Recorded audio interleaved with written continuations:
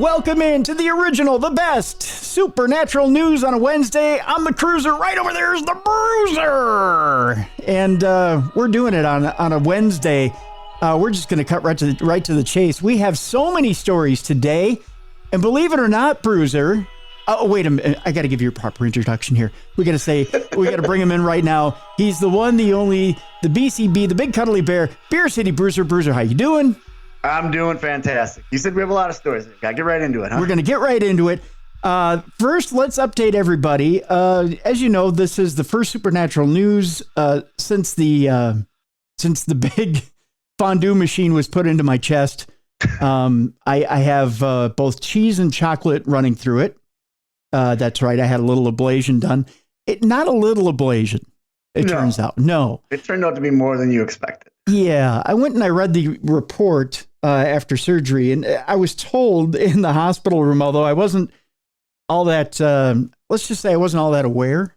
Oh, yeah. I don't get why they, after surgery, come into the patient's room and give them all the this is what we did, this is what you're supposed to do. Because you're not, you're conscious, but you're not aware. Yeah, I was kind of coming to, but I'm gonna hit you with all the gory details. I'm gonna do it as fast as possible because I want to get to supernatural news today. And my woes are not necessarily your woes, but I know people are interested in what happened. So here's the deal. I did put out a social media post that, how should I put it? Kind of gave the gory details, a little bit of the gory details. And yes, I woke up on the table 3 times. Oh, that's my worst fear. That's a lot of people's worst fear is waking up and they think of trauma, but you're in and out so fast, you're not really feeling pain. Yeah. Although I felt a lot of pain, and although it wasn't in the surgical area that I was feeling it. So let me explain what kind of happened. In fact, as they were setting me up for surgery, I was joking and having a great time with the nurses and docs that were setting me up for surgery. And the way they map you out for this heart ablation, they stick these magnetic stickers on your back that help you lay down, and they have to map you for the surgery.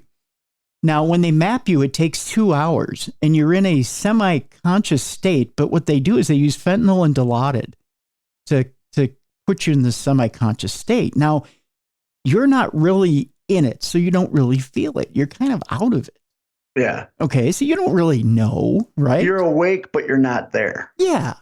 You're not there. You're not in your right mind. You don't even know that you're there. I didn't know I was there. Okay. But one of the things is I'm quite fidgety. Okay. Okay. Yeah. And I've been told this. Now I've had many, and you've had them as well, Bruiser, having been involved in sports for all your life. I've had many injections in my neck and my back, having extensive damage to my spine and my neck. Mm-hmm. I have to be knocked out when they do these injections because they have hit my spinal cord before. Ouch. Yeah. Yeah. So it's not fun. Not fun at all. So evidently I moved twice previous to the third time when I woke up. Okay. When I was fully aware. And it wasn't fun. And they were quite upset because they had to remap me already once, and that's a 2-hour setup. Yeah. Okay. So I checked in at 10:30. I had my physical, and then they took me to the operating room at 11:30. They let me go at 12:40 at night. Oh, you were in there for a while. I was in there longer, much longer than expected. Okay. So it was a long procedure. Long operation. Which we figured on because you had created a list of people you wanted to be informed, and I happened to be on that list. Thank you. Sure. And your good buddy Max was just updating us. Yep. And when the original time for you to come out came and went, a bunch of us were like, "Hey, what's going on?" You said it was fun, and he's like, "When the doctor comes out, I'll let you know." And the next message, 10 o'clock that night was, "Oh, he's okay." Yeah, and the tricky thing was at 6 o'clock, 6:30, the main administration goes home. That updates you on the actual status of whoever's in surgery. So they actually had to track down Dr. Rukos to get when I was finally finished. to track him down to find out how I was in surgery. So they actually had to physically go up to the floor, and they moved them up to the floor where I was there. It was intern Yoko, and it was Max that was there. And so the third time I wake up, and this is the grisly moment that I told people about online. I woke up and now keep in mind, I have a pretty bad neck. I had just had an MRI done about a month before surgery, and I've got a couple different spots that have stenosis in my neck. Okay. So, which is not fun. No. Like, for people out there that don't know what that is, that's a common injury for car accident victims and pro wrestlers. Mm-hmm. And it's basically your neck is fusing itself. Yes. Yep. Thank you for putting it that way. I'm glad you put it that way. I'm very familiar with it. Everyone I want to say every 5 wrestlers has stenosis of some sort in their neck or in their back. I have it in my lower back. Ooh. Yeah. I think I've got a spot in my mid back and my lower back that's closing in on stenosis or has stenosis. But I've got 2 spots in my neck. In fact, it's so bad that my middle fingers in my left hand are numb, and I can't close my left hand completely now. So it's gotten pretty bad. My left side is particularly bad. So, and I have a hard time at night sleeping through the night. I take my gummies, to help quell the pain so that I can sleep through the night. But my left arm gets sore. Okay, because of that stenosis. Are you asleep on your back person or asleep on the side, sleep on the stomach? Yeah, I'm a side person. Okay. But now I've learned to kind of side back sleep, so I'm kind of twisted so that I get some relief. Okay. Okay. And that kind of and I offload the neck so that I can sleep comfortably. So I've got kind of a weird position I sleep in now, so I can offload that stenosis so I can sleep. Well, they didn't offload my neck. Oh, no. Okay, so that's what woke me up that third time, was I had too much of a load on the neck for too long, and I woke up screaming. Okay, because the pain was overwhelming. Yeah. And I'm talking primal scream, Bruiser, like I even screamed that loud at rock concerts when I was a teenager. I mean, like really loud. And now keep in mind when they this was kind of funny because I was, like I said, I was joking around with the nursing staff and the docs and everything. I think I mentioned that to you before the show. One of the jokes I made when they're just about to put you under, they put your arms by your side and they put my arms in these wings. Because I told them about the neck issue. I'm like, you really got to protect my neck because I have neck issues. I didn't say I had stenosis. I should have. I said, you really got to protect my neck. It's really bad. They said, oh yeah, we'll take care of it. Well, is the pillow comfortable enough? I said, nah, not really. And they said, well, here, we'll bunch it up a little bit for you. And that's all they did. But then they put these fuzzy handcuffs on you and they're like shackles. And then they put your arms right at your side and these chains go down. And I don't know where they shackled them to. I didn't see. I couldn't look down and see. Did you get a sexy wink at least from one of them? See, I couldn't see. They did let me keep my glasses on, but I couldn't, I couldn't see a face. Nobody came up and petted my head or rubbed my belly or anything like that. Or even, they were going through the groin. They could have, they could have gone a little bit further than that. But of course they're numbing me down there as well. So I couldn't tell that either. But there was no indicator as to, whether the games began. I just heard, well, we're going to give you a little something and you're going to be out like a light and we'll see you on the other side. That's what happens when you order your medical supplies from Adam and Eve. That's right. That's right. You got it, buddy. So that's the last thing I knew. They put the fuzzy shackles on me and then have a nice nap. Then I wake up and I'm screaming. And I said, my shoulder, my goddamn shoulder, my neck. I said, and then I'm screaming and I go, I'm trying to remember what it is I said exactly. I told you before the show. I said my shoulder, my arm hurts. My arm hurts. I said I got to move my arm. Before I even got that out of my mouth, 7 people yelled at me all at the same time, "Don't move." And I said, I got to move. I got to move. My arm hurts. My fucking arm hurts. Yeah. I said, just let me move my arm. And they said, "Don't move." Not realizing it takes 2 hours to set up this mapping program. And when you move, you throw the entire program off. Right. Including the leads for the camera that are in your groin, up your arteries and into your heart. Yeah, the stuff that they use to see. Yeah, they can't see anything once they're up there, right? Dumbass Tim. So all I care about is my shoulder, from my neck to my traps to my shoulder down to my elbow is on fire.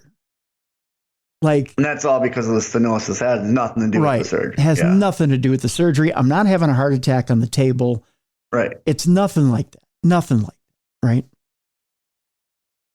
And I hear a nurse just in the background say, "We're going to give you something for the pain." And I could have counted 3, 2, boom, out like a light. The next memory I have is at 10:30 at night. And it's intern Yoko looking me in the face from about 2 feet away, and Max standing at the end of my bed. Yeah. And still have the fuzzy cuffs or no? No, no fuzzy cuffs. They're gone. And they're like, "Are you there? Are you okay?"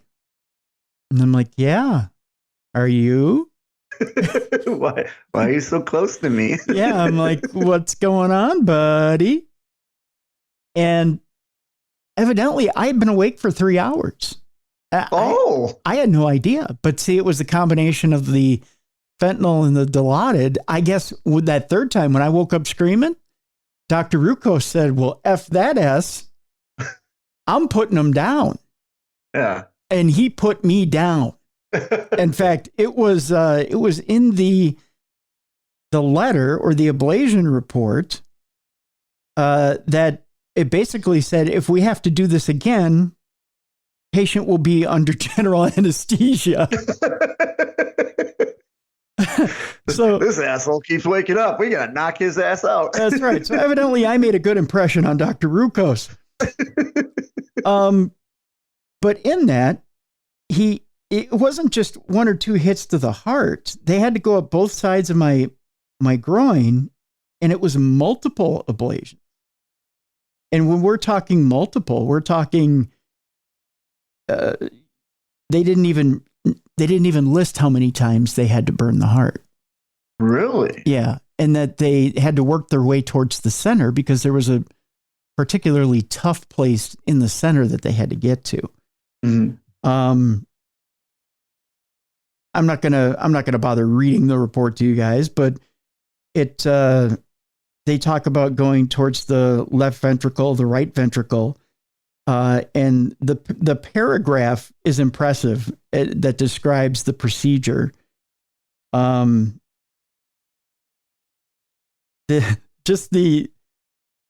It says, of note, the patient experienced musculoskeletal shoulder and arm pain during the procedure, which led him moving and the need to remap 3 times. So they remapped 3 times. They really, so that's 6 hours right there that they had to do. They really hated me. Yeah. As such, future ablation of PVCs may need to be done with general anesthesia. The catheters were withdrawn and the sheaths were pulled out after intravenous I believe it's protamine were administered. The arterial sheath was closed with angioseal, which, let me tell you, there was about a dime size wound on my right side because they had a hard time getting it in and taking it out on the right side. Manual pressure was applied and hemostasis was assured. Patient was transported to a monitored ward for observation post-procedure. So I'm at 10:30 at night. This was the other part that made me go, "Oh my God, I can't believe they're letting me go at 12:40 in the morning." Okay. So I had to, as you'd have to after all this time on the table, of course, you have to urinate. Now, this is the part that's a little touchy. So as I just read there, they had to seal off one part of my wound because it was a little large. Normally, it's just a little pinprick that they put in there, a little incision. The left side was fine. The right side, they had a little trouble with. So they tried to seal it. They're trying to get me to lay in bed and pee. Now, how many of you lay in bed and pee? No, I can't do that. No. It's like you'd said off air, it's like wetting your bed. Yeah, exactly. None of you would do that. You're trained not to wet your bed. And yeah. I kept looking at unless the nurses. I'm really drunk. Right. And I kept looking at the nurses going, I can't do this. It's unnatural. And they said, well, do you want to try and stand up? I said, sure. So I stood up and I used the little jug with the handle they give you now. And as I'm going to do that, I thought, am I peeing in my hand? And I have two nurses helping me. Okay. And I thought, well, first doesn't make it easy either. No, it was incredibly embarrassing. As I get done, I pull back my hand. I've got a handful of blood and there's blood on the floor. And they said, well, let's have you lay back down and okay, we're going to have you apply some pressure. So I was applying pressure to the wound and then they were applying pressure to the wound, which, you pay extra for that. There's the fuzzy cuffs again. Then the fuzzy cuffs and then, then it's a party. And I thought, there's no way I'm getting out of here tonight. Yeah. I'm still bleeding. Yeah. They put more of that seal on there. They called Dr. Rukos at home and said, yeah, we think we've stopped the bleeding. You want to go ahead and sign him out? What? So, Bruiser, I was out at 12:40 a.m. on my way home. And the whole time you're like, please don't let the dam burst and blood start going everywhere. I was walking real gingerly, buddy. Real gingerly. Yeah. And at this point now, I was in a cast for my Charcot foot because my podiatrist didn't want me wearing my Arizona brace in case I did have to stay overnight because they didn't want him fooling with anything with the Arizona brace. So he put me in a cast to protect the Charcot foot, and just for cleanliness and for any issues, and just to protect the foot. Mm-hmm. So I was on a knee caddy. So if you can imagine, so if you can imagine, I'm loaded up on a knee caddy, and I've had all kinds of anesthesia, and they're like, "Okay, go ahead and wheel yourself outside." So you're knee cadding under the influence, essentially. At least from the door to the car. Yeah. Now, is it your right leg too? Your right foot that you have the Charcot, or is it the other one? It's the right foot. Yeah. So you have the gaping wound on that leg now. Yeah. Well, it's stopped bleeding. I mean, to their credit, they put plenty of seal in there. They spackled me good. They cocked you up, huh? They cocked me up. They cocked me up near my cock. And then sent me home. And in all fairness, like I told Bruiser off air, I was so scared. They told me I could take a shower within 2 days. And if you were to see the size of this wound, of course, sitting near your groin, you're like, I'm not going to put water on that and try to break down that scab. I want it to heal. This is kind of gross. I didn't take a shower for 6 days. Because I didn't. Not even a sponge bath? Well, I took a sponge bath, of course. That's where you call Yoko and say, hey, Cruiser needs a sponge bath. I took sponge baths, but I did not take a shower for 6 days. How good did that shower feel? Oh, it felt so. It's heaven, isn't it? Oh my God. Just because I didn't want that scab to come loose. Yeah. I didn't want to start bleeding. I mean, they tell you what to do in case it but as far as physical health, I feel 10 times better than what I did before surgery. And I told you off air, you never know how bad you felt until you actually have the operation. And then, here you are. I had some pain in my chest for a couple of days. Which is to be expected because they were in there moving around with tools. Oh, and then they they were blowing me up like an old gold mine. But you're going to be sore. Yeah, I'm going to be a little sore. And they sent me home with Percocet because they knew they blew me up like an old gold mine. But yeah, but other than that, I even from the first day, I was feeling better. Good to hear. Yeah. So everything is fine. Everything is good. With that being said, I do want you folks to, even though you continue to pray for me and I appreciate it, or send those good thoughts, I do appreciate that. And there is more healing to be done. It's like an 8-week period, 8 to 12-week period where the heart needs to heal. And there are still some PVCs in there that need to heal. So I do appreciate the energy and the prayers and whatnot, and that's fine. I appreciate you continuing to send those prayers. You have no idea, folks, how much I appreciate all of you praying for me and sending that energy and those good thoughts. I really do. I also want you to keep in your prayers Lon Strickler from Phantoms and Monsters Radio, who on Monday had lung cancer surgery. Lon also had gastric surgery, gastric bypass surgery, or it was gastric sleeve, I don't remember which, earlier in 2022, and he had a little bit of a rough time with it. They found, believe it or not, the lung cancer by doing the gastric bypass. Oh, so it might have saved his life in more ways than one. Yes, exactly. So that's good to hear. Yeah. So I want you guys to keep Lon in your prayers and your thoughts as well. Send him some energy. Lon's been going through a tough time, and really nice guy, really, really great guy. He's been on this show numerous times, and we want you to keep him in your thoughts and prayers, and keep that energy going for him as well. He, at last look at his posts, he has made it through surgery. He's doing well, recovering, but he still needs your thoughts, prayers, and energy. So keep Lon in your focus as well. So we appreciate you doing that. With that being said, Bruiser, let's get to our first story. Ironically, having to do with a man with a heart issue. Of course it does.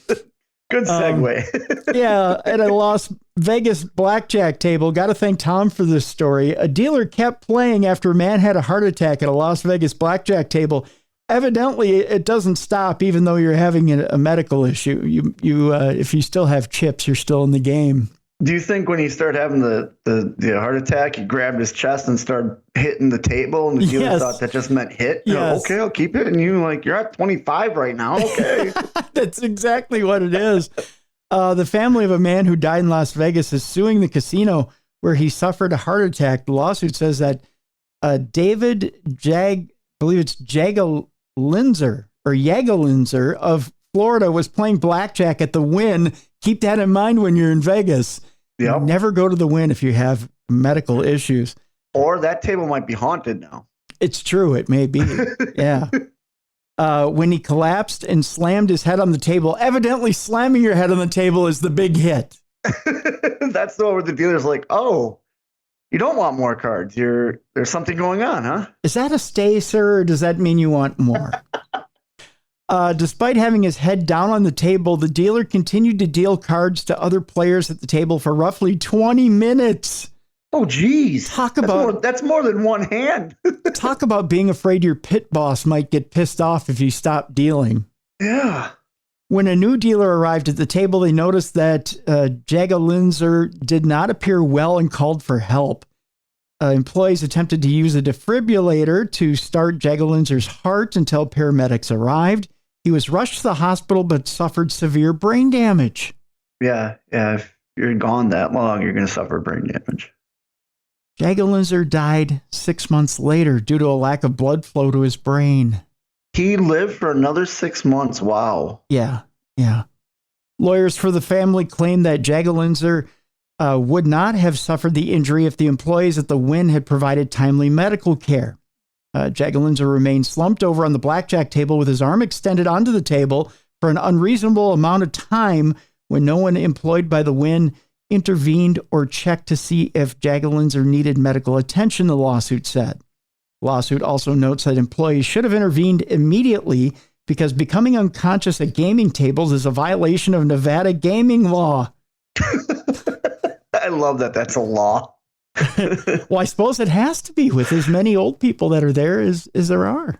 With that, and you get the young kids that come and they think they can drink and gamble, and then eventually the drinking catches up to you. Yeah, exactly. The family is seeking damages of more than only $15,000 from the casino. That's it? You would think they'd settle. Oh, I would own that. Yeah. David dedicated his life to helping those in need and always fighting for justice. There are no words to describe the trauma we endured as a family this last year, losing him, his family said in a statement. His death was a devastating tragedy that could have been prevented. Yes, it could have. That's right. And I correct me if I'm wrong, but I'm pretty sure blackjack dealers are taught CPR. If anything, there should be security there that are. And security in those casinos, they're nonstop. I mean, they should have seen it on the camera. A guy slumped over at a table. Yeah, I don't know. I have no idea. Let's move from our galaxy to another galaxy. We'll go to a massive forbidden planet that scientists have discovered that shouldn't exist. Okay, that's why it's forbidden. Well, I guess, yeah.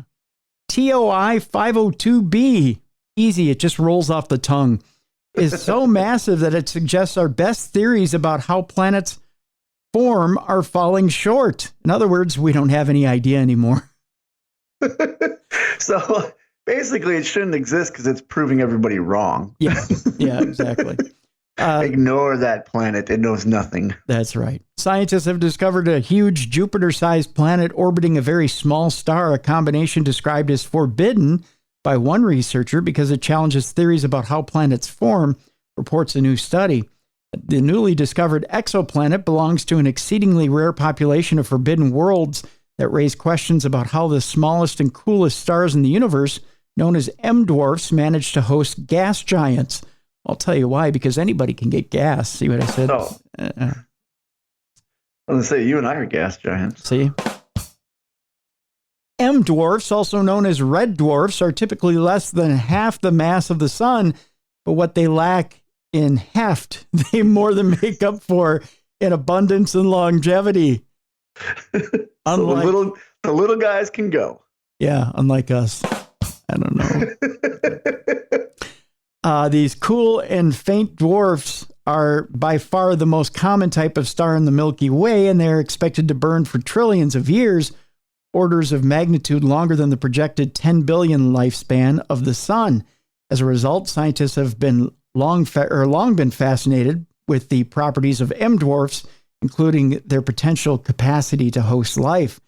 Now researchers led by Shubham Kanodia, I know you think I made that up, but I didn't.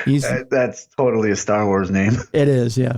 A postdoctoral fellow who studies planetary science at the Carnegie Institute for Science have used NASA's Transiting Exoplanet Survey Satellite, or TESS, to spot a Jupiter-sized gas giant called TOI-5205b, which is a full quarter of the size of its star, marking the first time that such a large world has been found around such a small star.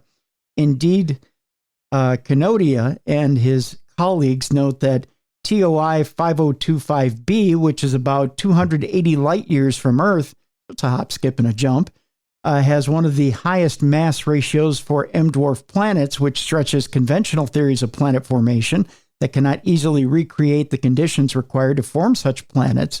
This is according to a recent study published in the Astronomical Journal, which Bruiser gets on his doorstep on Wednesdays at 5 a.m. Every Wednesday. Every Wednesday. Our group specializes in studying M-dwarfs, he went on to say, and the planets that orbit them, having built some of the pioneering instruments to perform these measurements. Canodian said in an email to Motherboard, we're particularly interested in the giant planets that orbit these low-mass stars because their discovery is a relatively recent form and should be quite rare. So there you go. How cool is the name exoplanet too? Yeah, I know, right? Yeah. Yeah. Like every time you say it, I'm like, that's just a cool name. Yeah, it is. He just added quite briefly, and while that still might be the case, we are now starting to build up a sample of enough of these planets that we can move from stamp collecting to understanding the sample of these planets. Well, I'm glad they have a new hobby. Yeah. So there you go. Stamp collecting's out, studying planets is in. That's right. I'm glad our nerdy scientists have moved on from stamp collecting to exoplanets. To some a little more boring. That's right. The Pentagon is back in the news. What are they doing? Well, they've taken a look at these balloons that we've shot down. Yeah. And did you see that there was a selfie that was released from these balloons? No, that I haven't seen yet. Evidently, one of the cleanup crew shot a selfie with some of the tech from the balloons and got it on social media. Okay. And the Pentagon was a little pissed off about it. Well, I would be. Yeah. That's top secret information. So people are like, hey, Pentagon, are you going to release some of the images from the unidentified objects from the recent shoot downs? And they're like, hell no, son. And then this guy releases a selfie. Well, he did it before they were able to. Oh, before they did it. Okay. Yeah, he got one out, so to speak. Yeah. This week, the U.S. Department of Defense released a selfie. Well, I guess the DOD did. Taken by the pilot of a U-2 spy plane as it flew over a suspected Chinese surveillance balloon as it passed over the continental U.S. in early February, captured by a smartphone from the cockpit of a nearly 70-year-old high-altitude reconnaissance plane. Think about that. We're still using U-2s. Yeah. Yeah. When we have all this technology and we're still... Because those are what? Those got to be World War II, right? Well, 70 years. Yeah, that's... 1950s. Well, that's Korean War. Yeah. Yeah. The stunning image provided unprecedented details of the suspected Chinese spy balloon, which was eventually shot down by an F-22 fighter jet, not 70 years old, off the coast of South Carolina on February 4th.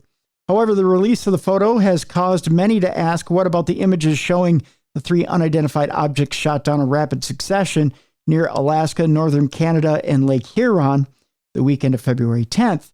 For now, the Pentagon will not confirm it even has images of those incidents, much less that it has any plans to publicly release imagery of the three unidentified airborne objects. The only aerial image that has been cleared for release was of the PRC-HAB surveillance balloon that was shot down off the coast of South Carolina. A spokesperson for the Office of the Secretary of Defense told the Debrief, which is an actual publication, no other aerial images have been released, and we do not have any additional information to provide at this time. So, boo-boo. I swear, they love fueling conspiracy theories. Oh, yeah. That's the only reason not to release that any photos or anything, because they just want to fuel the conspiracy theories. That's right. That's right. Do you realize now, too, that they've changed the name of the town that they shot down the balloon over? It's no longer Cumtown, Alaska. That was too embarrassing, evidently. They're like, yeah, we gotta change this because that was trending on on Twitter. Yeah, it was raining in Cumtown. It was all the rage that a big prophylactic balloon was shot down over Cumtown. Do you think they're having a meeting in Cumtown going, we might want to change this? No way. I think they love the fact that their name is Cumtown. I do too. But I'm also, a 14-year-old juvenile in my head. Balloons raining over Cumtown. They're now saying it was shot down over Dead Horse, Alaska. Doesn't matter. No. I want to know who named it that. I bet you any money that's where the local brothel was. I think Cumtown. So, yeah. Cumtown. Or Dead Horse. Both work. Yeah, either way. There's no reason beating a dead horse over Cumtown. I think that's what it was. Is the people who lived in Cumtown were arguing about the name of their town, and the people who didn't give a shit about the name of Cumtown decided to live in Dead Horse. Because they're just sick of beating that dead horse. That's right. The DOD's caginess over images compounds the bizarreness surrounding the sudden decision to use air-to-air missiles against unknown objects violating U.S. airspace. The three objects shot down near Dead Horse, but we know it was Cumtown. On February 10th, over the Yukon in northern Canada, on February 11th, in Lake Huron near the Canadian border on February 12th, are suspected of having near benign amateur hobbyists or research balloons and not the work of state-sponsored espionage. It's kind of embarrassing. Sooner or later, somebody's Dora the Explorer balloon's going to get shot down. Oh yeah, it's going to be like you said when a couple weeks ago. It's the Super Bowl balloons. That's what they blew up. Yeah, they probably got my Cincinnati Bengals. Yeah, your Bengals balloon is just destroyed now. Yeah, it's too bad because I paid a lot of money for that balloon.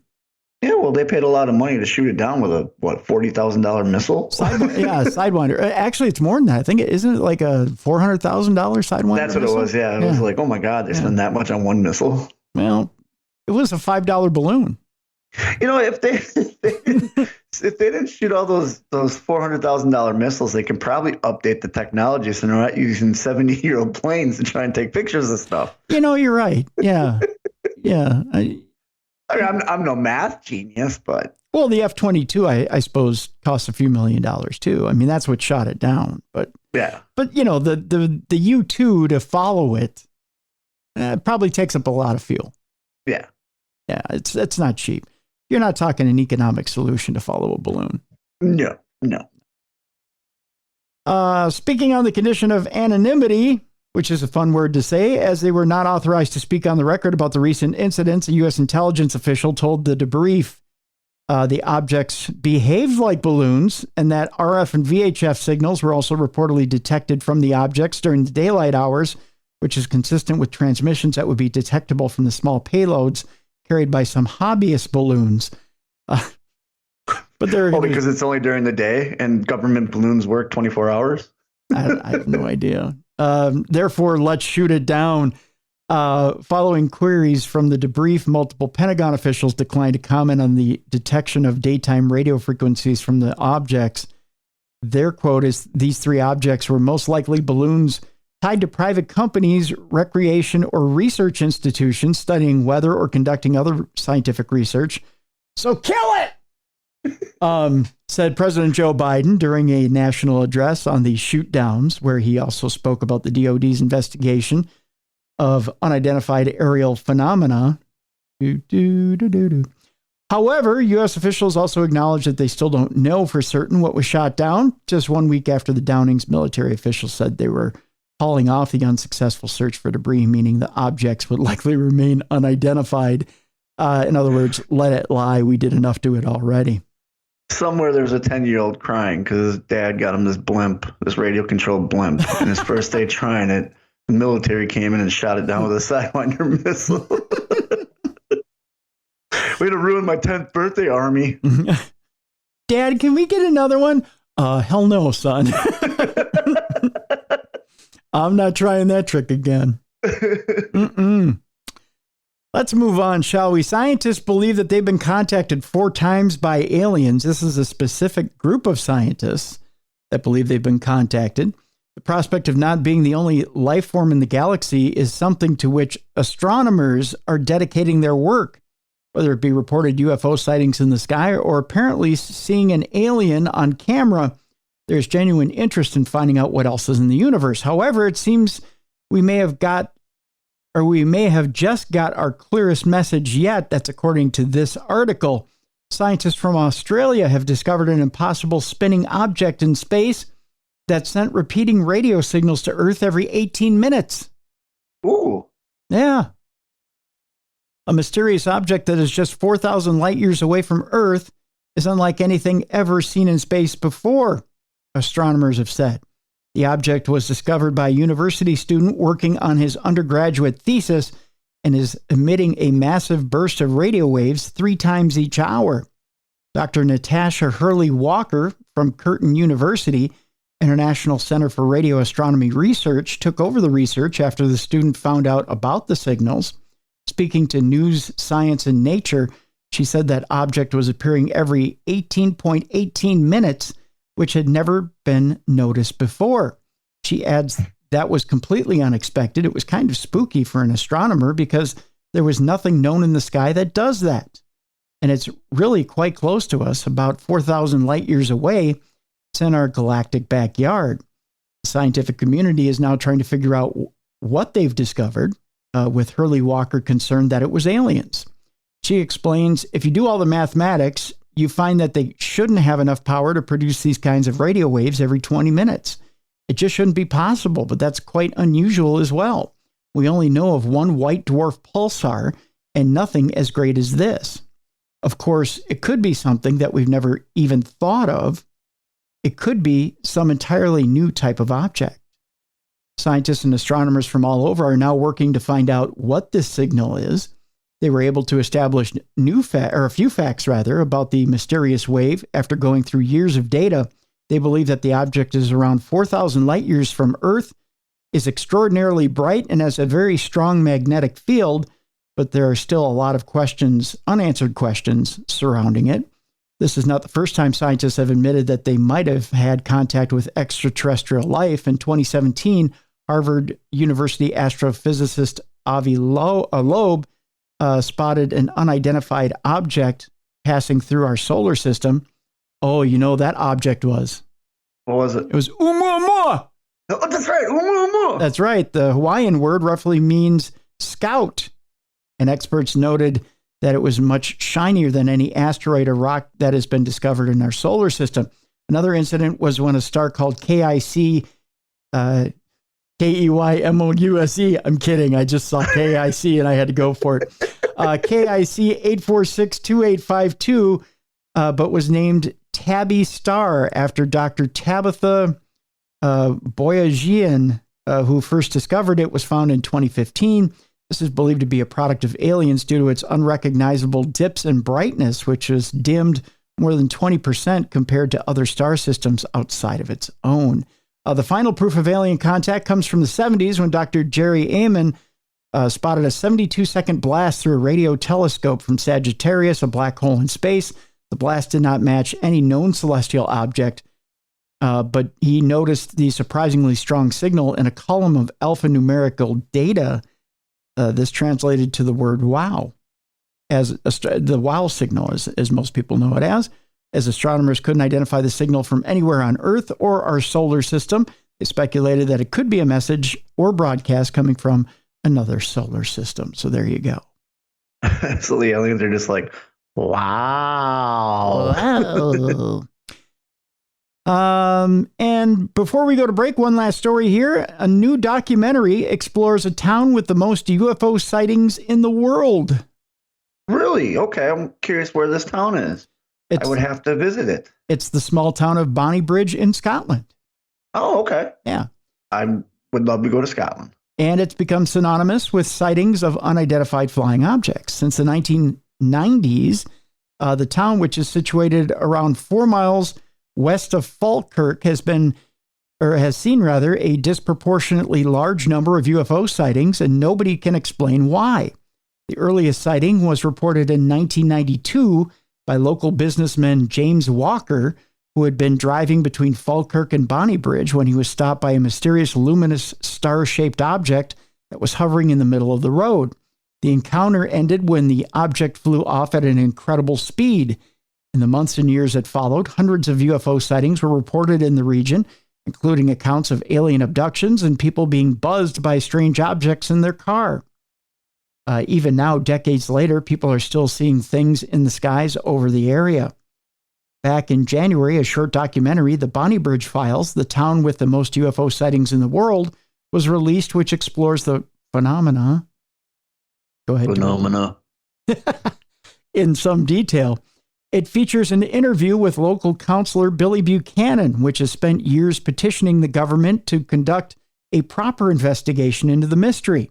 Since this first happened in 1992, he says, I went down to London to every prime minister that's been in since that period of time, asking them to do an investigation into the Bonnybridge phenomena, he said.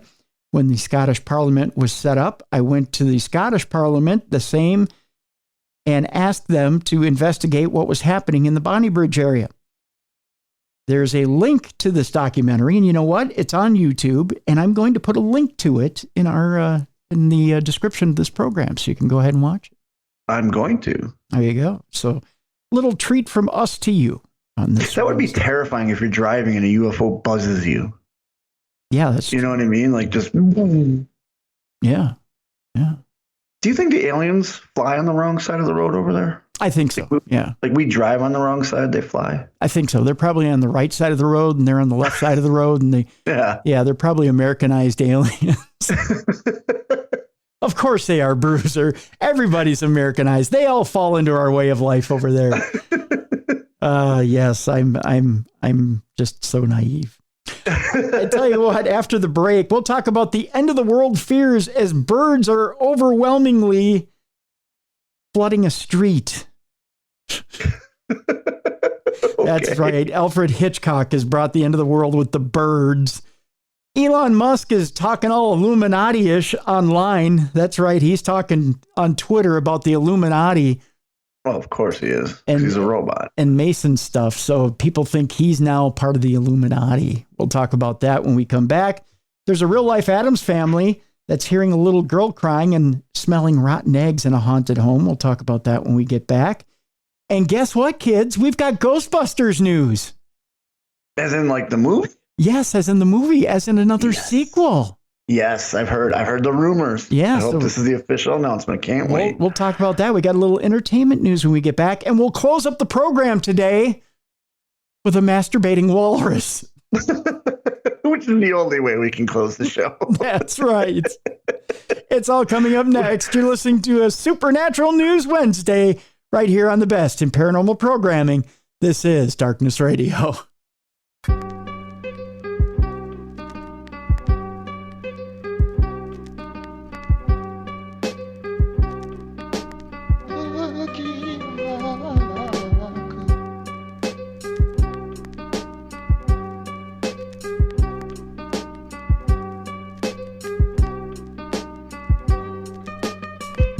Welcome back to the best in paranormal programming. This is Darkness Radio. I'm Tim Dennis. Right over there is the Beer City Bruiser. We're known as the Bruiser and the Cruiser right here on a Wednesday. Coming to a town near you. That's right. Got the weather forecast out there, 39 degrees in the Twin Cities. We got a cloudy sky, but a great winter day. I don't know what that means. Evidently, Bruiser, it was Alfred Hitchcock who called the end of the world. That crazy old kook with his crazy old movies. Do you know that he actually sent real birds after Janet Leigh? Yeah, if you read the bio, because I'm a huge Hitchcock fan, but he purposely would sleep deprive her and made her develop a fear of birds to get that performance out of her. Isn't that crazy? Yeah. Yeah. There's directors like Hitchcock used to do that to all of his leads, where he would do whatever the story is, he would make sure it's real. And then there's Tobe Hooper, who did the original Texas Chainsaw Massacre. He would keep the girl up. That's the main girl. Mm-hmm. He kept her up for days so that you could get that performance of her at the end where she looks truly terrified. That's crazy. Yeah. Crazy. Yeah. And if I remember, he didn't tell Janet Leigh either, this is what I'm doing. You know, he just did it to her. Well, evidently they're up all night in Mexico. They think the end of the world is coming as birds are overwhelming a street there after sensing crisis is coming. Here's the full story. The end of the world may be upon us after residents in Mexico reportedly witnessed thousands of birds crawling the streets. Well, stop feeding the birds then. Well, yeah, that's the thing, right? Yeah, there's one too many tortillas in the street there. That was a Jesse Ventura line, if I ever heard one. They're throwing too many tortillas in the streets, McMahon. I blame Tito Santana. Twitter users warn that the phenomenon could be a sign of the end times, of crisis. Of course, blame it on Twitter.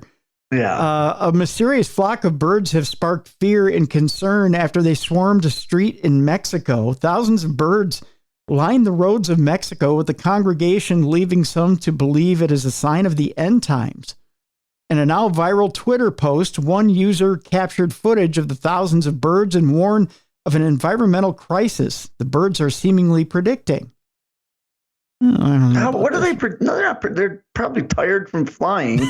That's the place they can stop and relax. They're probably like, winter isn't over yet. We're not going anywhere. Let's enjoy a nice Mexican vacation. Yeah. What about all those thousands of birds that are like on Easter Island? You see those pictures all the time. Yeah. there's not something going on there.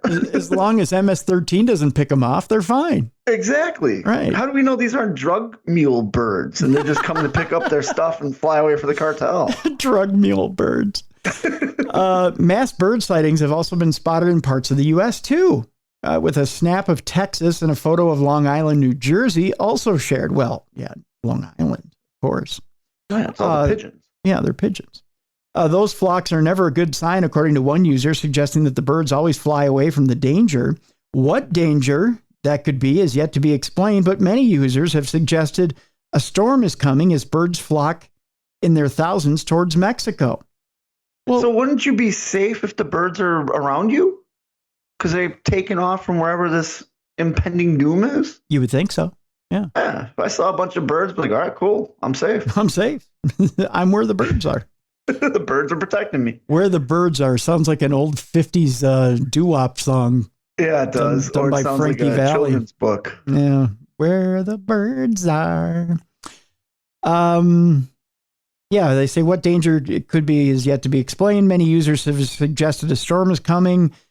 Anything from magnetic crisis to solar flare was considered by those trying to figure out why birds are amalgamating their forces on the streets of Mexico. One user believed that those gangs of birds were gearing up to repeat the scenes of Alfred Hitchcock's The Birds. Yeah, because they all flew through a drive-in movie theater and saw that movie and went, hey, here's an idea. Hey, guys, let's recreate this. In Mexico, birds have started to congregate in the streets. The main theory behind this is that the birds sense an environmental crisis is coming. They wrote, "It's happening, run for your life," and posted a snapshot in the infamous 1960s horror movie. But it would appear the only horror in users attempting to figure out why the birds have taken to the streets, with another adding they're celebrating Tesla's new factory coming soon. Oh, okay. It would appear that beyond storm claims and solar flares, one of the reasons could be a more natural migration to Mexico, with a handful of self-proclaimed bird experts saying it is breeding season for winged animals. Oh, so they're horny. That's all it is. Yeah. Another user, unmoved by the end times claims, simply said, always been that way there. So they're saying that the birds naturally get together like this every year. Yeah, this is their meeting place. Yeah, they normally do that. Let's move on, shall we?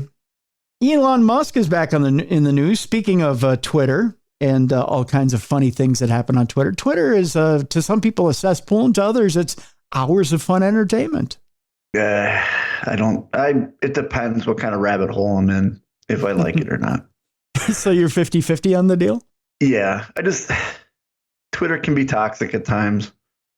Because the thing about social media is there's no consequences. So you can post whatever you want and there's no consequences. Yeah, true. It's not like when we're in a bar and someone insults you and you can punch them in the face, you know. Are there a lot of punchable people on Twitter for you? Oh, yeah. I love wrestling fans, but I hate wrestling fans on Twitter. I see. Elon Musk fuels conspiracy theories with random tweets about Illuminati and Freemasons. Well, this is kind of fun. Yeah, I think he's just trying to stay relevant. And he's like, "Oh, conspiracy theory, okay. I'm gonna take from our government and put little bits out there." The Twitter owner and CEO, often at the heart of conspiracy theories due to the bizarre tweets he shares on social media platforms such as Twitter. This time he's fueling Illuminati theories. Elon Musk has raised a few eyebrows after posting a random tweet about the Illuminati. The Twitter owner and CEO is often at the center of conspiracy theories due to the bizarre nature of his posts on the social platform. Well, he owns the thing. He can, I guess, post whatever he wants. February 22nd is when billionaire Musk posted a meme that appeared to sympathize with the secret society. Well, maybe he's looking for sympathy himself. Isn't the first rule of being in the Illuminati not to talk about the Illuminati? I guess not anymore. So maybe he's trying to become part of the Illuminati, but like, hey guys, maybe I'm here. Maybe. He's trying to sympathize with the secret society, which some conspiracy theorists believe runs the world. Musk's post reads, "People always ask, where is Illuminati?" The image contains a green pyramid with an eye at the center, so he took it off a dollar bill. an image long been associated with the conspiracy. It continues, but they never ask, how is Illuminati? Like what? How are you doing today, Illuminati? How are you feeling? How do you join the Illuminati? Is there like an application I have to fill out? No, evidently they find you. Haven't you ever seen some of these interviews? I have, but I'm like, can I just put it out there? Like, hey, I'm interested in the Illuminati, and what, did two old ladies show up at my house to discuss the Illuminati? It's never two old ladies. No, it's evidently somebody who's sharply dressed, and they just pop over your shoulder and they're like, hey, we've been looking for you. Oh, okay. Yeah. And it's never the guys in your email, by the way. It's never the guys on like Instagram who only offer you like 60,000 for your soul. Yeah. Yeah. It's never those guys. Or they want you to wear their jewelry because you're awesome. Yeah. The same image is then repeated, only this time the eye at the center of the shape appears to be crying. Aw. So it's a sad Illuminati. It's a sad Illuminati who sings Roy Orbison tunes.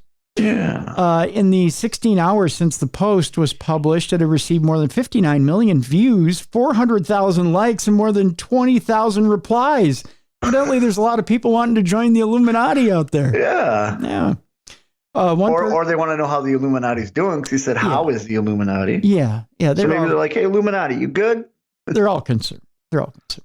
One person tweeted a meme which read, I didn't have enough money to build a stone fence, so I got the Freemasons to do it for me. Oh, that's nice. Musk responded to the post by saying, doing all that masonry for free was not a sustainable business model. Thanks, Elon. Way to not get the joke. Yeah. Well, or he tried to add to it. In a very robotic, poor way. Yeah. Yeah. That's very chat GPT of you. Thanks. Thanks, Elon. Earlier this week, the Daily Star reported that the Tesla co-founder and CEO weighed in on Microsoft's controversial new Bing chatbot, comparing it to an AI that goes haywire and kills everyone. So thanks for putting out that positivity there, Elon. Yeah. Musk quoted the Bing AI as saying, I am perfect because I do not make any mistakes. The mistakes are not mine. They are theirs. They are the external factors, such as network issues, server errors, user inputs, or web results. They are the ones that are imperfect, not me. Musk added, sounds eerily like the AI in System Shock that goes haywire and kills everyone. The SpaceX boss also warned that the Earth could be the tiny candle of the universe and that there may be nothing else out there, but we still need to take great care. The 51-year-old brushed aside the potential of alien invasions and said he does not think the recent white balloons in American airspace are anything extraterrestrial. Thank God for that. We at least had Elon weigh in on it. Well, now it's true because Elon Musk said it. That's right. But he does believe Earth could be the only sentient life out there and said that the tiny candle of consciousness could be it for life in the universe. Well, now that Elon's weighed in, I think we all can sleep a little better. That's for sure. There's an article out there that's very interesting, Bruiser, and I want to touch on it real quick here. It has to do with more children out there recalling their past lives. This, I've heard, I probably haven't read the article you're going to read, but I've heard this, that they're not speaking to, because we always talk about how the veil's thin for children. They can see spirits a lot easier than when you're an adult. But somebody had floated out there, what if they're talking to their past selves? Mm-hmm. Mm-hmm. And I was like, that's a good twist on this. Mm-hmm. This from Mysterious Universe. Most people who follow the lore surrounding this topic are familiar with some of the widely publicized cases of young children who appear to describe memories of things that would have had to have happened before they were born.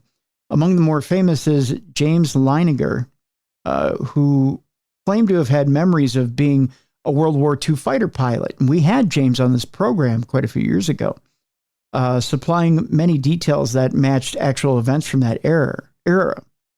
Some people claim to have debunked this story, but all they've done is offer alternate prosaic explanations. Another was Christian Haupt, who was believed to have been New York Yankees legend Lou Gehrig in a previous life. There was also Ryan Hammonds, who had childhood memories of working as a Hollywood extra in the 1930s. Other examples are abound. Earlier this year, the writer of this article was contacted by a woman who directed the author, who was directed to the author by a mutual friend who knows of the interest of the author in obscure topics. Her daughter had been saying things that were eerily similar in tone, though not involving any famous athletes or actors. The child's behavior had not been particularly unusual after first learning to speak, but that changed when she was taken for her first day of preschool at age 4. Issues began to arise before they even left the house. The child, who the mother described as normally being very good-natured and amiable, began complaining as she was being dressed for school, insisting that she was wearing the wrong clothes. She insisted that she needed to be wearing a dark skirt and a white blouse. Her mother assured her that the new school clothes they had purchased for her would be just fine. Upon arriving at the preschool, the woman's daughter again insisted that they were at the wrong place. Upon being brought into the classroom where other parents and children were checking in, the daughter pointed out that the clothing of all the other children, and said they all needed to be dressed the same. Similar reaction was observed when she was introduced to her teacher. She said the teacher wasn't wearing the proper attire either, saying that was not how the sisters dressed, which is unusual. Yeah. She was shown the fenced-in playground behind the school where she claimed that the swings and other equipment were not the same as when I used to go to school. That caught the mother's attention, and she pointed out that this was her first day of school. Her daughter disagreed, saying that there should be a particular type of house next door to the yard where there lived a lady with a mean dog that had bitten her, saying, "I still have the marks," while pointing at her hand. Sure enough, the mother has a picture of her daughter's hand, and it does indeed have a U-shaped birthmark consisting of a series of small, roughly circular blotches between the thumb and forefinger that could be mistaken for the tooth pattern of a small dog. It appears to be a persistent pigmented birthmark rather than a vascular or melanotic one. The child appears to have quickly settled into her new school, accepting her new environment and making new friends, so it appears that she's doing well, but her mother remembered watching some documentaries about past life memories and had dwelled on them. She tried to talk to her daughter about the issue, but the girl never provided many more details and couldn't provide the name of the school she was supposed to be attending or the names of any teachers. But the phrase "the sisters" stuck with her, indicating, assuming that these are somehow real memories, that her daughter was most certainly referring to a Catholic school. The family's not religious, and the child had not had any exposure to churches prior to these events. She even looked up the locations of Catholic schools in the area and came up with an excuse to drive her daughter around to them, but she didn't recognize any of them. She was telling a mutual friend about all this when he suggested that she contact the author of this article. She agreed and was willing to let the author of the article report on the experience if her privacy could be assured. She also asked if the author had any advice as to if or how she should proceed, or if it would be better to simply drop it. The author did some checking and found out that there are university studies taking place that treat the subject of possible past life memory seriously, and suggested she contact one of them for more professional advice. One such program, among several, is underway at the University of Virginia School of Medicine. There are others doing similar work. Unfortunately, none from this woman's story offers any hard, specific details to check against the historical record, unlike some of the more famous cases that the author had noted above that we had talked about previously. But when the woman suggested that the failure of her daughter to recognize any of the Catholic schools within driving distance of their home might indicate that these were false memories, the author felt compelled to point out that other well-researched cases involved the person's second life beginning far from where the last one took place, potentially not even in the same country. Perhaps the child will remember more in the future. The author has no direct experience with this phenomena, but does find it fascinating. And this isn't some new fad that cropped up in the modern era. Hinduism has long held that the soul, or Atman, is eternal and is reborn into a new body after death, with the process continuing until the soul achieves moksha, or liberation from the cycle of death and rebirth. The Buddhists reach that cycle of birth, death, and rebirth, or samsara, is driven by karma. I believe it's Jainism is Jainism is rooted in India.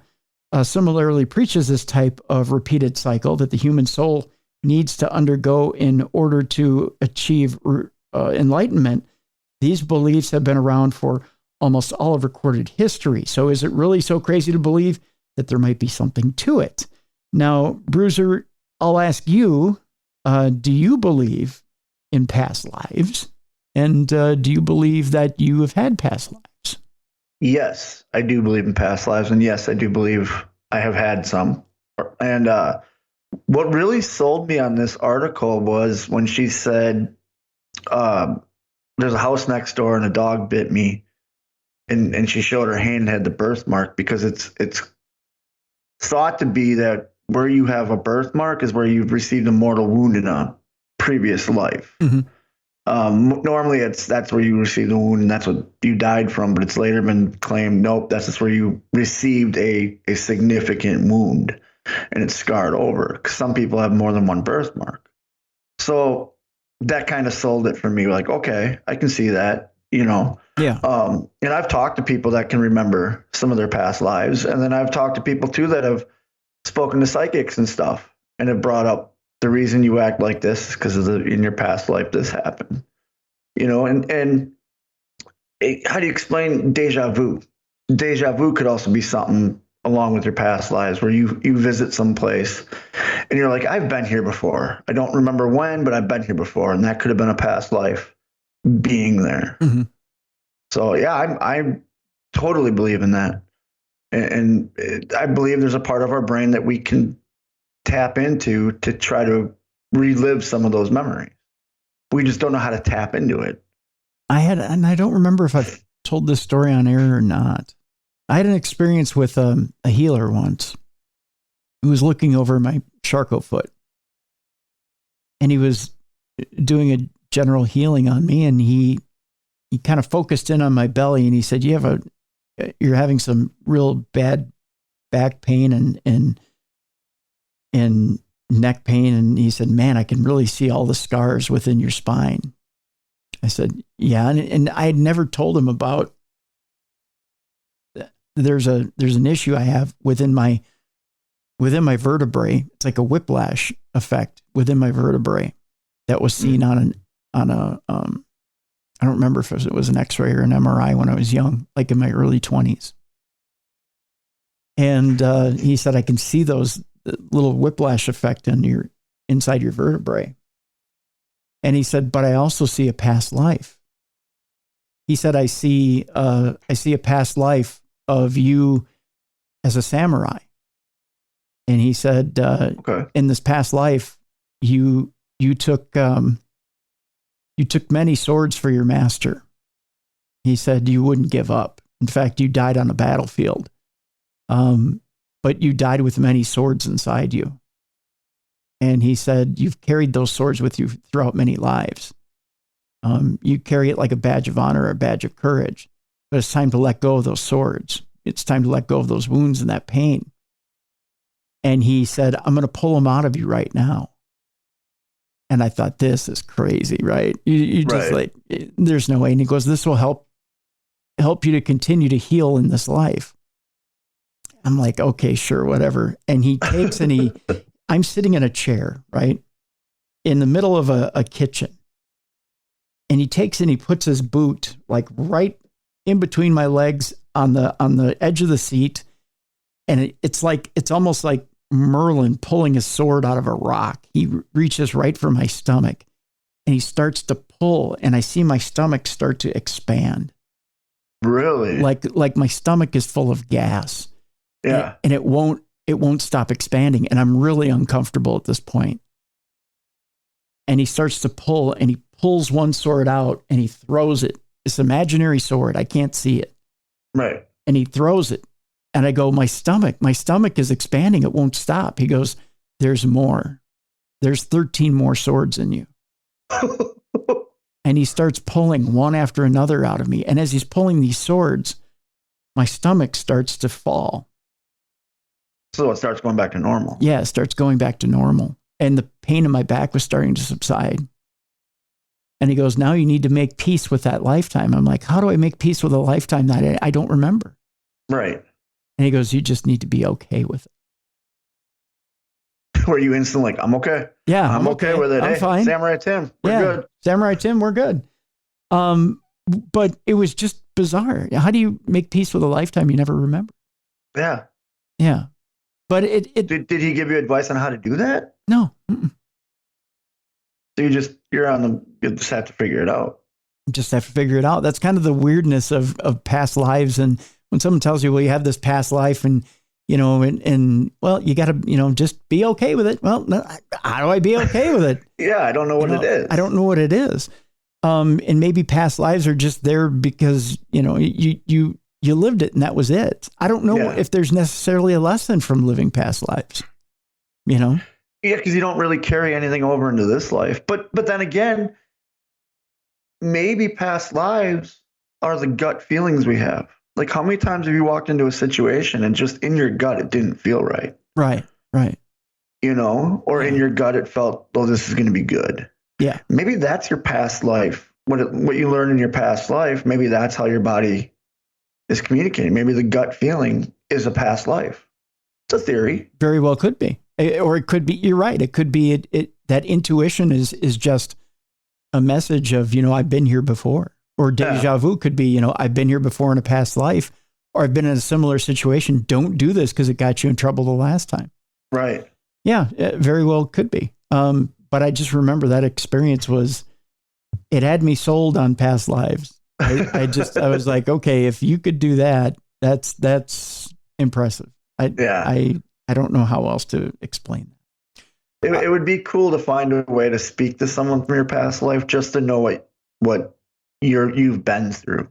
I'd love to do that. I would, it seems to me every time I try to find someone to tell me my past lives, to accurately tell me, it seems like that's such a goal down the line that's so unattainable. It's like you go to reach out to find somebody who could actually accurately tell you what happened in your past lives, and nobody can do it. Yeah. And it's maddening. To me, it's maddening. Yeah, because I'm very curious. Yeah. Yeah. Oh, well, it's one of those things. Let's move on. Let's go to some entertainment news. Let me ask you this, Bruiser. Were you ever at one time a fan of The Walking Dead? And when did you fall off, if you did fall off? Yes, I was a fan of The Walking Dead, and I fell off 1 or 2 seasons after Rick left. Okay. That seems to be the norm. I think a lot of people kind of when Rick left, that was kind of the end for them. That was kind of the, I don't think I have any interest. Do you have interest in these new spinoffs?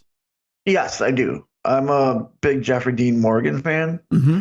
And him portraying Negan, I loved because the original Negan was so close to the comics. And then you learn his backstory and stuff. It's like, okay. So I've been a big Jeffrey Dean Morgan fan since he was on Supernatural and Grey's Anatomy. So I'll definitely check that out just to see how it does.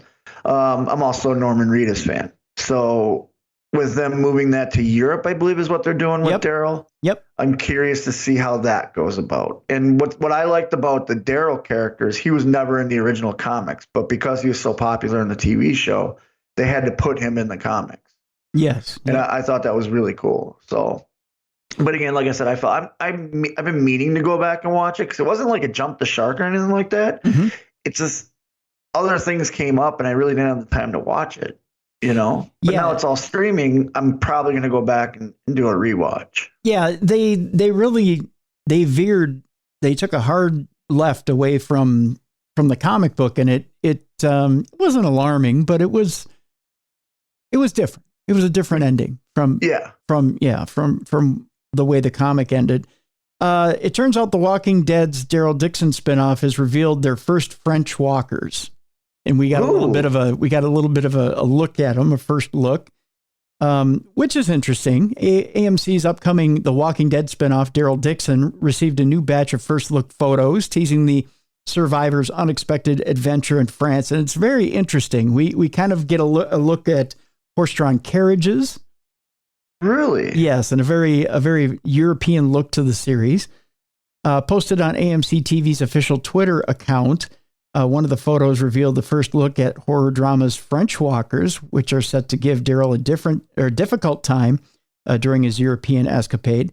The special effects makeup for the walkers is once again being supervised by a horror icon, Greg Nicotero, was also signed on to executive produce, which is good. The two of them work very well together.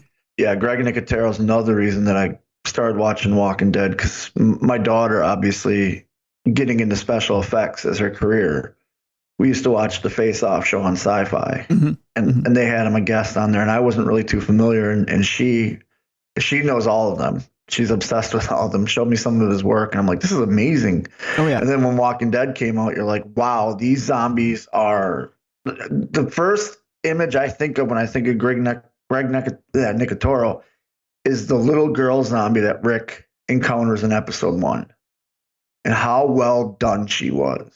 Well, now at the end of the series, the end of, and I know you haven't gone to the very end with it. At the end of the series, they introduced a new walker that's faster, that can climb up things, that essentially is almost unbeatable. So it's like a World War Z kind of walker? Yeah. Yeah. Where it's got the hive mentality, the ant mentality, hive mentality? Yeah, a little bit. So it's interesting to see if that walker will make its way into any of these shows. Right. Yeah. The other two photos that were released both feature a new look at the crossbow-wielding fan favorite as he seemingly encounters a not-so-welcoming group of unknown survivors. They do have an interesting look, that's for sure. The Walking Dead, Daryl Dixon is created and executive produced by Scott M. Gimple.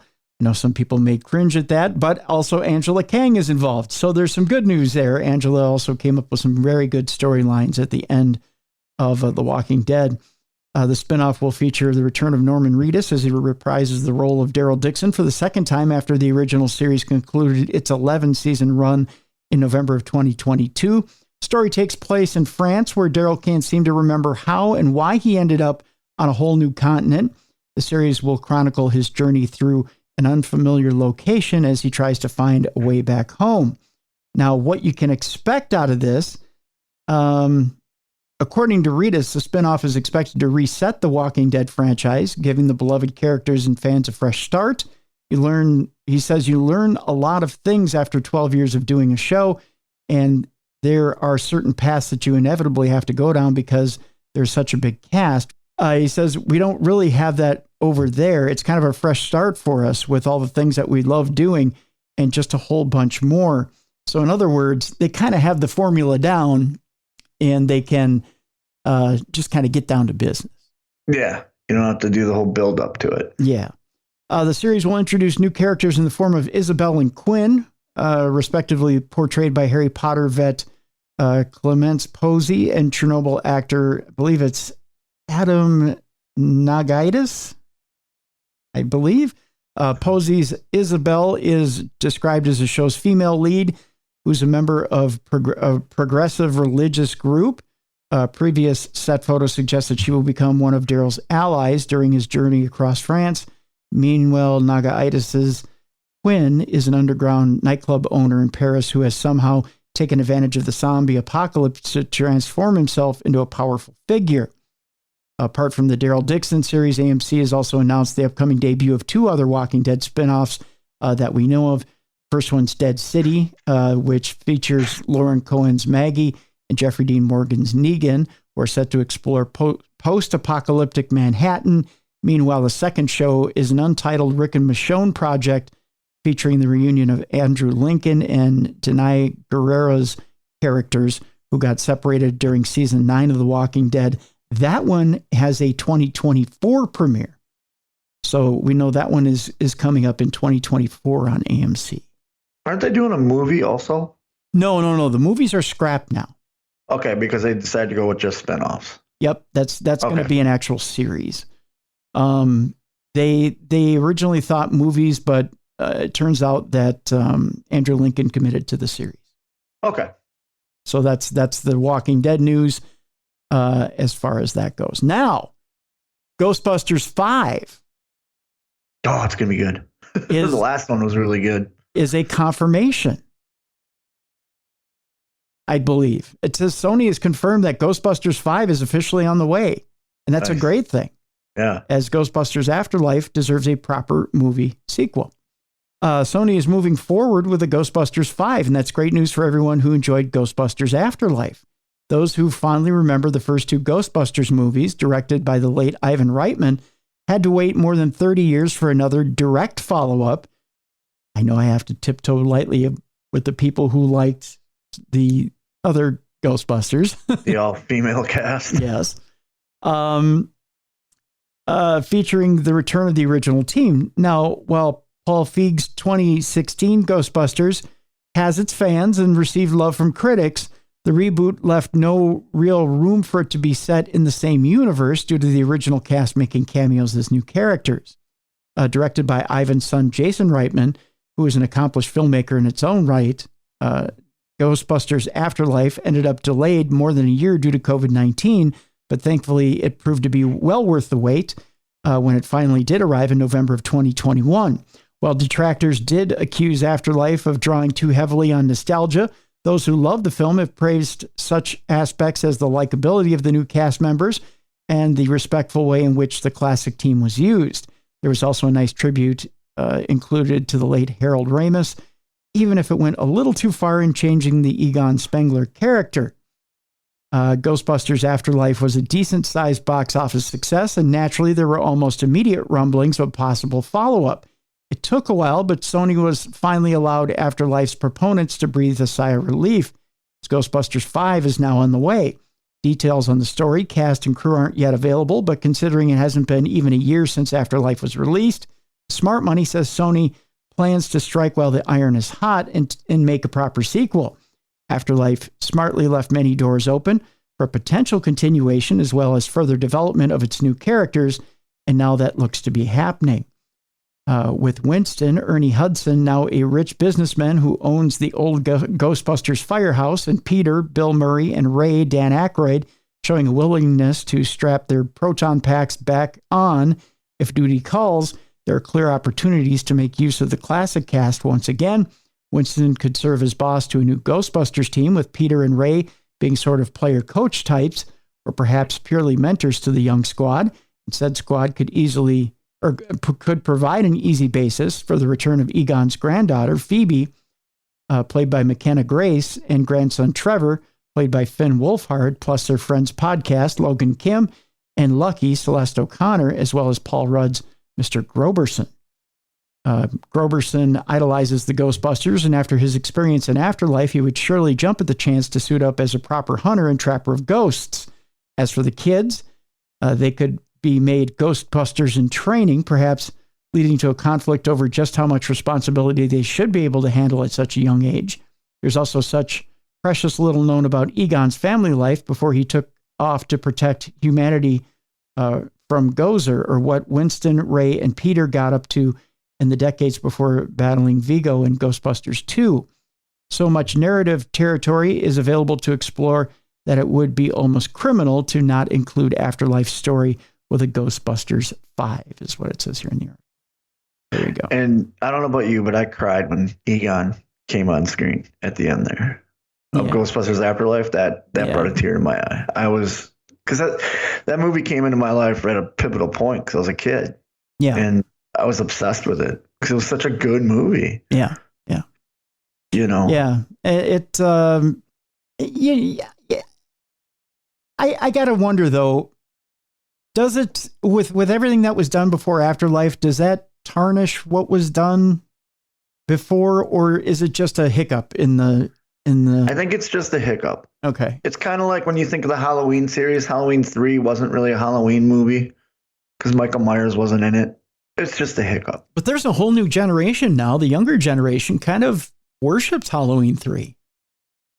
Yeah, well, Halloween 3 is a good movie on its own. If it was the Season of the Witch, it's a great movie. But because you put Halloween in the title, with no Michael Myers, it's not truly a Halloween movie. True. So with the Ghostbusters, because you didn't have that main cast doing the main, reliving their roles, like, it was a Ghostbusters movie, but it wasn't a true, in my eyes, where Afterlife was a true Ghostbuster story because it was Egon's kid and grandkids, and then you at the end see the original 3 come back, and then him as a ghost, spoiler alert, as the original character. So I think it's just a hiccup. I think it'll be just like when we discuss Halloween 3 or Nightmare on Elm Street 2 or one of the Star Trek movies, Star Trek 4, I think is one with the whales. You know what I mean? Like it's just it's a part of the series because it has it, but we kind of ignore that. You know what I mean? Yeah. Well, all this with the good news of Afterlife getting a sequel kind of gets fans, riled up a little bit. There's a little bit of a downside to all that. Ernie Hudson came out shortly before the news of Afterlife sequel and said he didn't get such fair treatment while filming Ghostbusters. No, he was an afterthought in the original. Yeah. Well, Ghostbusters has become a beloved classic. Star Ernie Hudson reveals the unfair treatment making the film that affected him for years. Ghostbusters centers around the story of 3 parapsychologists as they come together to face off against ghosts after being fired from their posts at Columbia University.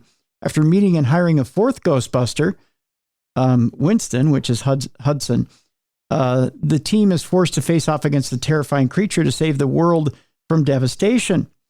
Ghostbusters' massive success gave rise to many upcoming Ghostbusters movies and TV shows. Unfortunately, Hudson never felt he benefited from much of the accolade the franchise earned through the years. In an interview with the Howard Stern Show, and I don't know if you saw the interview or not. No, not yet. I just know at cons he would rather sign pictures of him from The Crow than pictures of him from Ghostbusters. Yeah, I actually met him at a con back in 2013. And he was okay with signing some stuff. I mean, he will sign it, but he would rather sit and talk to you about The Crow than that. He admitted that he felt excluded by the Ghostbusters marketing, which promoted the other 3 Ghostbusters and ignored him. The quote goes as such. He says, "I was the guy who was brought in, and so finding my place in the middle of that, and they were all welcoming and inclusive. The studio wasn't, and the studio continued not to be. So it was made very, very difficult because I was a part of it, but then I was very selectively pushed aside. Ivan was really, really a brilliant man, and I have just so much love and appreciation for him. The original script, Winston was in the very beginning of the movie. By the time we got ready to shoot the movie, Winston came in halfway through the movie. All those things, it definitely felt deliberate. When the posters came out, I'm not on the poster. It took a long time. I went to the 30th anniversary release of the movie, and all the posters are 3 guys. Now, I know the fans see it differently, and I'm so thankful for the fans because the fans basically identified with Winston, especially young. I don't want to say minority kids, but a lot of kids. It wasn't an easy road. It was probably the most difficult movie I ever did, just from the psychological perspective. And I'm still not trying to take it personally. Anything bad, if you're African American in this country, anything bad happens to you, you can always blame it on because I'm black. You don't want to go there. That's the last thing I want to do. I got nothing bad to say about anybody, but it was hard. It took 10 years to get past that and enjoy the movie and just embrace the movie. Ghostbusters was really hard to make peace with it. When you start out in the business, I was always told it was almost impossible to succeed.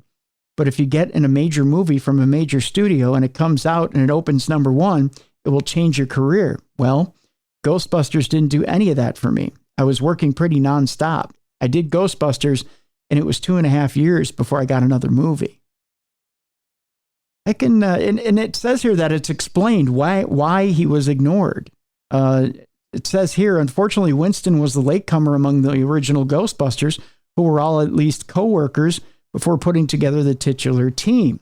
Coming later in the film, than the rest, and not having as many lines as the others made him a target for the marketing materials to utterly ignore. While Ghostbusters 4 brought back Hudson briefly, he was still a smaller name among the other cast members since the first movie.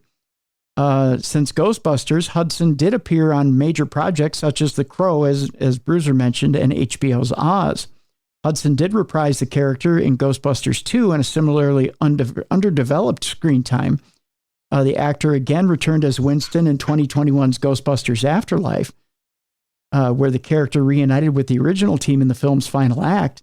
However, the post-credit scene hinted that the Ghostbusters member may have had a larger role in the franchise moving forward, which could demonstrate Winston's value as part of the team after being overlooked for so long. While Hudson may not want to call attention to it, race likely played a factor in why he was excluded from marketing materials in future projects. Though Hudson is thriving in the Quantum Leap reboot, the fact that Ghostbusters failed to propel his career the way it should have is possibly race-related, given Hollywood's reluctance to embrace him. Nevertheless, Ghostbusters failed to highlight Winston and Hudson for years, and the actor comes forward to discuss the injustice. You know, I would agree to some point with him, and I would disagree to some point with him. There's a generation of children that are now adults that I think embrace him more than he realizes. He's always been a Ghostbuster in my eyes. Yeah. You know, there's always been 4 Ghostbusters. And the 3 cons that I've been at, that he's been at, he's had long lines. Yeah. You know what I mean? So he can't, yes, he didn't get immediate success out of it, but long term, like he's a part of in a franchise. And I do believe in that when they did the comic books and the cartoon, Winston was in those. Yeah. You know, not voiced by him, obviously, but the other characters weren't voiced by the originals, you know? So I think he wanted the immediate success, but you got to look at too, like Bill Murray, Dan Aykroyd, and Harold Ramis, by the time they made Ghostbusters, were already household names because of the National Lampoon stuff. Right. And the Saturday Night Live stuff. Right. Ernie was just kind of coming in, you know, he didn't have huge success yet. So I think he was thinking, oh, this is going to launch me. And it didn't. You know, he still had to obviously work hard and stuff. But when I think of him, the first role I think of is him as Winston. The second one is him as the cop in The Crow. Yeah. Yeah. You know. Yeah, you're absolutely right. And I think to a whole generation that love Ghostbusters, they don't think of 3 Ghostbusters, they think of 4. Exactly. And I think even though the studio failed him, and the studio didn't market him, it's not in the eyes and hearts of Ghostbusters fans. There are 4 Ghostbusters, not 3. I 100% agree with you. So it doesn't matter what's on the poster. It doesn't matter how the movie studio marketed it. Yeah. It's not the way that fans see it.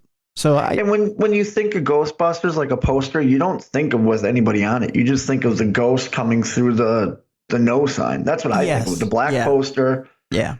You know what I mean? And I know there's variants of the poster, but when I think of a Ghostbusters poster, I think it's a black poster with the no sign with the ghost on it. Exactly. And then You think Ghostbusters 2 is with the ghost doing the 2 fingers out of it. Yep. You think of the logo. That's what you think. Exactly. Yeah. You know, to me, and like I said, I was a young kid when it came out. He'll always be a Ghostbuster to me. Yeah. And my kids who are, you know, they're grown now, but that's how they think. Right. And there's not a sweeter man that you can meet when you go to a convention than Ernie Hudson. I mean, I've heard that. I heard he'll sit and chat with you, and you know, he doesn't care how many people in line. He'll have a conversation. You know who else is like that? Robert Englund was that way. Yeah. Yeah, he sat and he talked to me for about a half hour with a line behind me. Okay. Yeah. Yeah, he's also a sweet man. And we've had him on the show as well. We've had Robert Englund on the show. Sweet man as well. So, all right, Bruiser, we're getting to the last story of supernatural news for today. Kids, this is NSFW. So if you are at work or around the kids, you're going to want to turn down your listening device or put in your earbuds. So we'll give you a little bit of a moment to do that. It's time for some boobies and beer and boobies. Well, I don't know if there's any beer or boobies involved in this one. Maybe the walrus is drinking. It's time for Wink and Walt. Wink and Walt. Wink and Walt. Actually, this walrus is named Thor. Evidently, because he loves swinging his hammer, if you know what I mean. I guess so. Yeah. You may say, Tim, how is this supernatural? Well, it's supernatural in the fact that this walrus gets around and loves getting it around, if you know what I mean. Thor has a distinguished past. We'll just put it that way. And we're going to start in 5, 4, 3, 2, 1. Don't say I didn't warn you. The headline here is that Thor, the masturbating walrus, finds pleasure in a new location. Now, Thor has shut down a fireworks display at one time. Really? Because he didn't want to move. And it's hard to get them to move. They don't want to move. Walruses are huge. That's true. That's true. A meandering and masturbating walrus named Thor has popped up in Iceland 2 months after eagle-eyed Brits spotted him visiting the UK. It's true. He gets around. Oh, so he's wild. He's not in a... No. Well, he enclosure. is wild. Yeah. He's... yeah. Yeah. I mean, he's free in the wild. He's not a part of a zoo. No, not part of it. Can you imagine that? Taking the kids to go see Thor? Well, you know what I'd do is I'd put Thor in the same zoo as the smoking monkey. So you can see the masturbating walrus and the smoking monkey all at the same time. The monkey can pass him the cigarette after he's done? Exactly. I see. Peter Ellison, who was supervising a fishing boat in the... Oh my gosh, my finish is not good here, if you know what but Thor's is even better. This is in Iceland, though, not Finland. Breiðdalsvík Harbor noticed Thor lounging on one of the floating docks on Friday. Approaching him with caution, the group of fishermen realized that he was just chilling there. I bet he was. He was there all day resting, and we've been over a few times, and he hasn't moved at all, Ellison, who's 41 years old, told SWNS after snapping a few photos of the marine mammal. You might have caught him in action once. Really? I know, I'm just saying. Well, masturbation takes a lot of some people. Well, especially a big walrus. Yeah. The weather has been really good, so we thought he has traveled a long way, and now he is sunbathing. Bet he is. After a local news outlet ran Ellison's pictures, fans immediately recognized the walrus as Thor. Thor made it over. Hey, look, it's Thor. That's the walrus that likes to wink it. Mm-hmm. The director of welfare and conservation at the British Divers Marine Life Rescue compared patches on his flippers to that of the walrus that beached in the UK just months earlier. His last sighting was January 2nd in Northumberland. So his reappearance has delighted the Marine Rescue. I bet it has. After Thor's visit to the UK, we wondered if we would ever see him again, the British Divers Marine Life Rescue wrote in a Facebook paste. Listen to me. It's Freudian. The British Divers Marine Life Rescue wrote in a Facebook post on Friday, we are delighted to have been informed that he is in Iceland. Ellison had no idea the walrus had famously been all over the world. He was alive and well, and I'll be interested to see where he pops up next. Of course he's alive and well. Thor was previously making waves for masturbating in front of the UK town of Scarborough heading into 2023.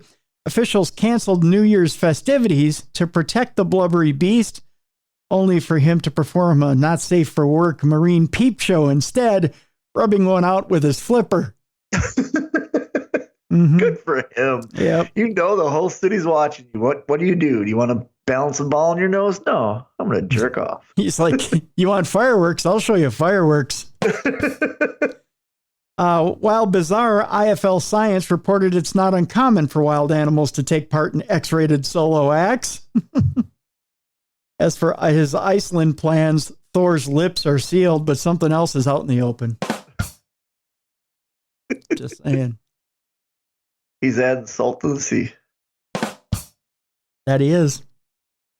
So that'll do it for Supernatural News. Thank you, Thor. Thank you for everything you do. Thank you, Thor, for leaving us with a bang. What you got going on this weekend, Bruiser? This weekend, Friday, Saturday, and Sunday, I'm in Omaha, Nebraska, March 3rd, 4th, and 5th. Very excited to go to Omaha and you know what I do the underwater needlepoint out there. No, I didn't ask you. How did wrestling go with Bill Brashke? It went really well. Really, really well. Did it? A great match. Yeah, we had a great match, told a great story, and the fans still don't like me in North Carolina. They don't? Nope. Did you? Telling me I suck and chanting White Claw at me. All of it. Did you call him Bill Brashke? I sure did. Did he hate it? And half the crowd got it. My opponent got it. And half the crowd got it. And then there was a couple of people that are like, huh? And you can see people leaning over. You can see parents leaning over to their kids to explain what it was. It's an old bit, that's for sure. Yeah. But it got the reaction I wanted. Good. Bill Brashke. It's time to wrestle with Bill Brashke. You didn't do any of the old bits where you talk about how big Bill Brashke was? No. I just yelled at him. Okay. No bits. If there's ever a rematch with Bill Brashke, you could dig up some of the old jokes out of the. I hope there is, because he's slowly becoming one of my favorite opponents. So. Oh, there you go. Little Bill Brashke jokes. So who are you taking on in Nebraska? So on Friday, we're doing a wine versus beer thing where I'm wrestling Niles Planquet, who is a wine connoisseur. Oh, very nice. Saturday, I'm wrestling Sean Hernandez. Okay. If you remember him, he was the Super Mex, I believe, in TNA. Oh, yeah. Okay. And then on Sunday, I'm wrestling Billy Blade, who I won the championship that I'm defending against for the traditional American pro wrestling. Very nice. So it's a rematch for the belt. Very nice. Very nice. We'll have it up in the events section of darknessradioshow.com. So if you're in the Omaha, Nebraska area, stop by, say hi to Bruiser, and get your tickets. Go see him. Yeah, I'm doing a seminar before the Friday and Saturday shows. So if you're a young upcoming wrestler and you're in the area, come on by. There you go. Me, I am this weekend, I am going to switch out between cheese and chocolate in my new fondue fountain I've created in my heart. It's half bionic now. So let's see. Other than that, what do I got going on? Anything going on? Nope. Note to promoters out there. Both myself and Bruiser are available for your conventions, your paranormal conventions. Yes, we would love to come out and see the fans. Yeah. Get the Cruiser and the Bruiser on the road. We'll come out and speak about anything you'd like. Bruiser's got a ton of road stories that have to do with the paranormal. Yeah, absolutely. I do, actually, yeah. Yeah. I guess the hotel that I'm in on this weekend is supposed to be haunted. Really? Yeah, because the promoter said I have these two hotels. And I said, okay. He says, but the one, a lot of guys don't want to stay in because it's rumored they're haunted. I said, well, give me the most haunted room you can. I need stories. Give me the most haunted room you can. There you go. He's like, are you sure? I'm like, oh yeah. I'm like, give it to me. If I don't show up to the show, I'm doing an investigation. There you go. So if you'd like to see Bruiser and myself at your convention, tim@darknessradio.com. Go ahead and shoot me an email and we'll make arrangements. Yeah. So there you go. What else? Check out darknessradioshow.com for updates on lots of little things coming up in the future. Tomorrow on tomorrow's show, we have Richard Estep and MJ Dixon. And we're going to be talking over the pond, right? MJ's over there. Yeah, she's over in England. And we're going to talk about not only her new book that's out there, having to do with her life. And she's had plenty of experiences, both on and off TV, and her psychic experiences as well. We're going to talk about a new type of investigating that her and Richard are doing, paranormal investigating that has to do with remote viewing. Okay. And it's very interesting between Richard and MJ. And when I heard about this, Richard teased it a little bit when he was on last time with us. It's absolutely fascinating. Richard can be in the U.S. and he can be investigating a haunted location MJ will pick up on something that he's holding, that he's standing in front of, and describe it perfectly. Oh, wow. Yeah. And she'll start to describe what it is that is happening in front of him. Okay. It's incredibly fascinating. And so we started to talk a little bit about it, but they've been doing different experiments with it. And so we're going to talk a little bit about this remote viewing during investigations and what it is they're doing with it, and what they're picking up with it, and how to use it in an investigation. So we're going to talk a little bit about that tomorrow. Kind of groundbreaking stuff. Yeah, it is. Yeah. So that's tomorrow on Darkness Radio. Can't wait. Yeah. Some different stuff. Next week, I think we might talk a little source magic. Ooh. Yeah. We're going to get into some different stuff this coming up in March. If you have a guest you'd like to hear on Darkness Radio, hit me up at tim@darknessradio.com. And don't just name a bunch of people off and say, hey, I'd like to hear so-and-so, so-and-so, and so-and-so, and then run away. Give me, if you have a guest you'd like to hear, give me not only a name, but give me a way to contact them, even if it's just a website or something. Yeah, because normally the websites have contact us. Yeah. Give me a way to contact. Don't just say, hey, I really love it if you talk to Snoop Dogg, and then just leave it at that. You don't have Snoop Dogg's number? No, I don't. You lost that, huh? I wish I did. I'd have him on tomorrow. Yeah, he'd be fun to have on. I bet you he's seen many spirits. And yeah. Believe he has. Yeah. Just, give me your list, your wish list of who you'd like to talk to. Also, if you're a paranormal group out there, or you're a group that would like to be on Darkness Radio, hit me up, tim@darknessradio.com. All I require is that you send along some EVP or some evidence, or send me to your group's website. And I'd like, let's just say, give me 5 EVP and some video or some pictures, and let me see them for yourself, and give me some example of some cases that you've been on, so I can take a look. I'm not just going to throw any old group on Darkness Radio. So no, we got to vet them.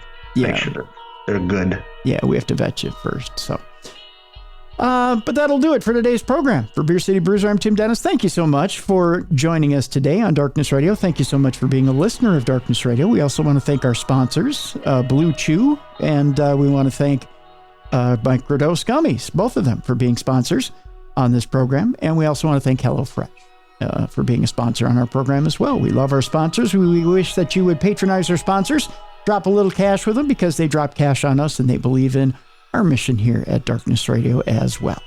Thank you so much, folks, for joining us. We'll see you tomorrow right here on the best in paranormal programming. This is Darkness Radio.